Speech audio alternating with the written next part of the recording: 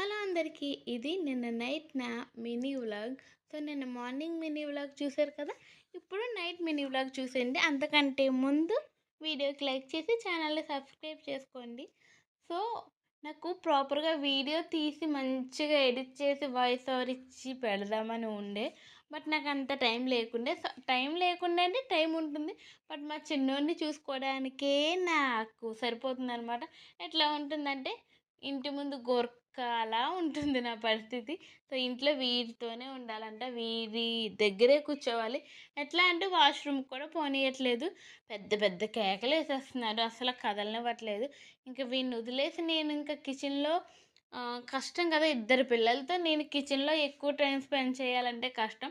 So ఏదైనా మా husband ఉన్నప్పుడే చేసేసుకోవాలి. ఇంకా ఆయన వెళ్ళారు అంటే ఇంక వీడితోనే కూర్చోవాలి. వీడు నిద్రపోయే టైంలో ఏమైనా చేద్దామా అంటే అంత ప్రాపర్గా ఎక్కువ టైం కూడా నిద్రపోవట్లేదు. వింటర్ కదా, మార్నింగ్ నుంచి చలిగా ఉంటుంది. సో మార్నింగ్ ఏమో లేవలేకపోతున్నాము, నైట్ ఏమో త్వరగా నిద్ర పట్టట్లేదు. ఈ చిచ్చర పెరుగులు పడుకోవట్లేదు, అది సంగతి. సో ఇంకా నిన్న నైట్ అయితే నేను చపాతీలు చేశాను.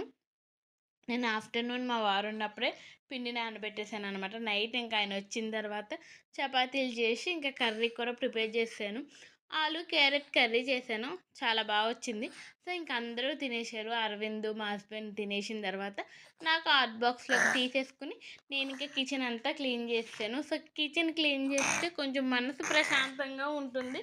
సో ఆ తర్వాత మనం మంచిగా తినొచ్చు, నిద్రపోవచ్చు.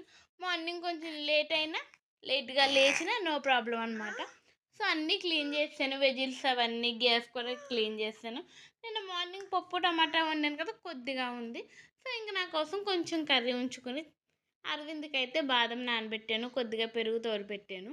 సో చపాతీలు నేను ఏ టైంకి తిన్నా కొంచెం వేడిగా ఉంటాయని హాట్ బాక్స్లో అట్లా పెట్టేశాను అనమాట.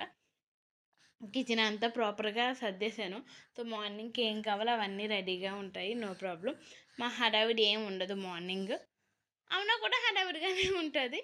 సో ఇంక చూడండి, మా హస్బెండ్ వర్క్ ఉందని చెప్పి బయటకు వెళ్ళారు. ఇంక వీళ్ళిద్దరిని కాపలా కాయడమే. మా పెద్దోడు కొంచెం పర్వాలేదు, మా చిన్నోడు ఉన్నాడే పడుకున్న వాడిని కూడా కితకితలు పెట్టి లేపుతున్నాడు. అట్లా ఉంటుంది. నేను కుదురుగా కూర్చుంటే నన్ను పీకుతున్నాడు. అస్సలు వీళ్ళు నిద్రపోయినప్పటికీ నైట్ 10 అయ్యింది. సో ఆ తర్వాత ప్రశాంతంగా కూర్చొని తిన్నాను అనమాట. ఎందుకంటే తిని ఫుడ్ అయినా ప్రశాంతంగా తినాలి కదా. సో లేకపోతే హడావిడిగా తింటే నాకు తిన్నట్టే ఉండదు. ఏమంటారు మరి?